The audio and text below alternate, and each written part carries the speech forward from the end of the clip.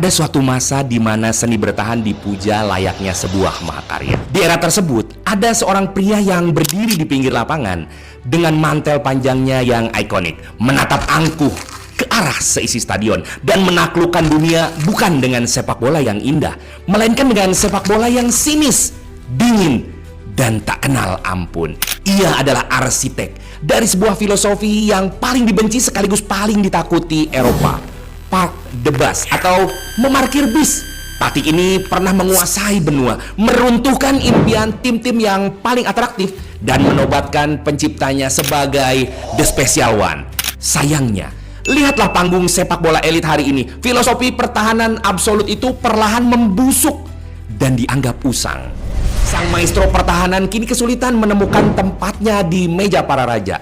Bagaimana mungkin taktik yang pernah mengalahkan tim terbaik sepanjang masa justru mati perlahan di era modern? Mari kita bedah anatomi dari runtuhnya seni gelap sepak bola.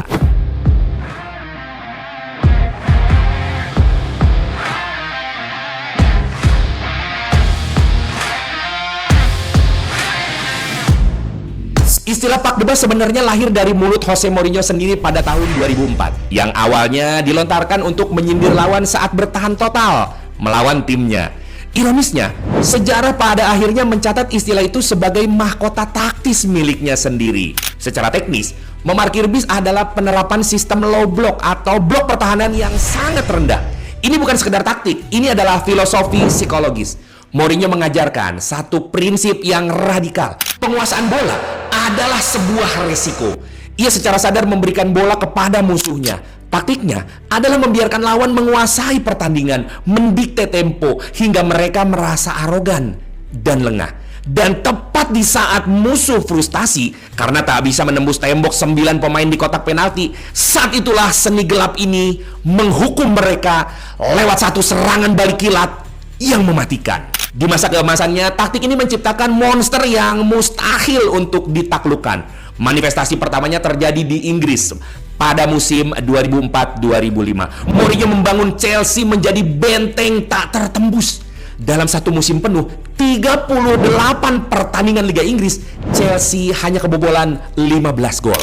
Itu adalah rekor pertahanan paling gila yang diyakini tidak akan pernah bisa dipecahkan hingga hari kiamat. Akan tetapi, masterpiece atau karya agung sesungguhnya dari taktik ini tercipta pada semifinal Liga Champions 2010. Inter Milan, asuhan Mourinho, bertandang ke Camp Nou, bermain dengan 10 orang melawan Barcelona era Pep Guardiola, tim penguasaan bola terbaik yang pernah ada di muka bumi. Selama 90 menit, Inter menyajikan klinik pertahanan paling heroik dalam sejarah. Mereka memarkir bis lapis baja, menahan gempuran invasi alien, dan lolos ke final. Malam itu, Mourinho membuktikan secara absolut bahwa pertahanan yang sempurna bisa melumpuhkan serangan yang sempurna. Tentu saja, tidak ada kejayaan yang abadi. Bencana pertama pada taktik ini dimulai ketika pelatih-pelatih ofensif menolak untuk menyerang dan memutuskan untuk memperbarui persenjataan mereka. Di era modern, tim tak lagi menyerang secara sporadis. Lahirnya sistem permainan posisional ala Pep Guardiola membuat tim memiliki blueprint matematis untuk membongkar pertahanan serapat apapun. Lawan kini menggunakan inverted fullback untuk menambah jumlah gelandang, meregangkan lebar lapangan, dan melakukan sirkulasi umpan-umpan pendek yang sangat cepat. Back-back yang sekedar berdiam diri memarkir bis kini dipaksa bergeser kiri kanan tanpa henti. Cepat atau lambat, kelelahan mental dan fisik akan menciptakan satu celah kecil. Dan di sepak bola elit masa kini, satu celah sebesar lubang jarum sudah cukup untuk menghancurkan kalian. Kiamat sesungguhnya bagi taktik ini tidak berasal dari cara lawan memegang bola, melainkan dari cara lawan bereaksi saat kehilangan bola. Inilah revolusi mesin dari daratan Jerman yang dikenal luas sebagai gegenpressing.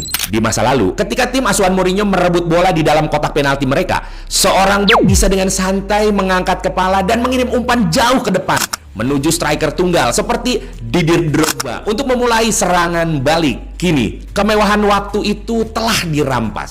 Sesaat setelah bek merebut bola, dalam hitungan 3 detik, ia sudah dicekik oleh 4 pemain musuh sekaligus. Serangan balik mati bahkan sebelum sempat bernafas. Akibatnya, bola kembali dikuasai lawan. Tim dipaksa bertahan lagi dan terus begitu hingga akhirnya hancur lebur di bawah tekanan yang tiada akhir. Revolusi ini dipimpin oleh dua raja baru sepak bola modern, Pep Guardiola dan Jurgen Klopp. Mereka berdua dengan gayanya masing-masing menobatkan sepak bola proaktif sebagai agama baru di dunia taktik. Di masa pemerintahan mereka, tim besar dituntut untuk mendikte permainan, mengambil inisiatif menyerang dan menekan lawan dari ujung lapangan hingga ke mulut gawang musuh. Klub-klub elit menyadari bahwa bertahan dan menunggu kesalahan lawan sudah terlalu beresiko. Sepak bola modern lebih memilih konsep bahwa pertahanan terbaik adalah dengan tidak membiarkan lawan memegang bola sama sekali. Narasi taktik bergeser, membuat sang maestro pertahanan mulai terlihat usang, ibarat seorang raja yang tak menyadari bahwa kerajaannya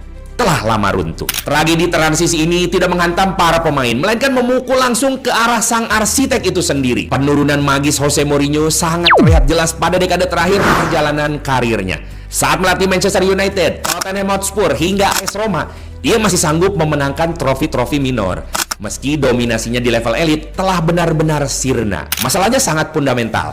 Memarkir bis mungkin masih sangat mematikan untuk satu pertandingan final atau laga knockout Liga Champions. Faktanya, untuk menjuarai sebuah liga domestik yang panjangnya 38 pertandingan, kita tidak bisa terus bermain reaktif. Ketika tim asuhan Mourinho bertemu dengan tim papan bawah yang juga ikut menumpuk pemain di belakang, mereka kebingungan. Mereka lupa bagaimana caranya membongkar pertahanan secara sistematis. Karena DNA proaktif mereka tidak pernah dilatih secara mendalam.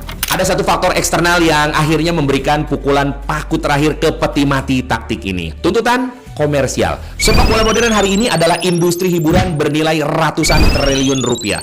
Para pemilik klub tak lagi puas dengan sekedar kemenangan tipis 1-0 yang membosankan. Fans generasi baru, para sponsor raksasa, dan pemegang hak siar menuntut pertunjukan. Mereka haus akan gol, pressing intensitas tinggi, dan penguasaan bola yang dominan. Gaya main Park de Bas yang sinis dinilai tidak menghibur sama sekali, sekaligus merusak nilai jual komersial klub elit. Akibatnya, para direktur klub kini lebih memilih pelatih muda dengan ideologi menyerang yang atraktif ketimbang pelatih bermental pragmatis yang hanya mementingkan papan skor. Di panggung kapitalis ini, kemenangan tanpa keindahan dipandang sebagai sebuah dosa. Lalu, apakah Park de Bas benar-benar mati dan dikubur?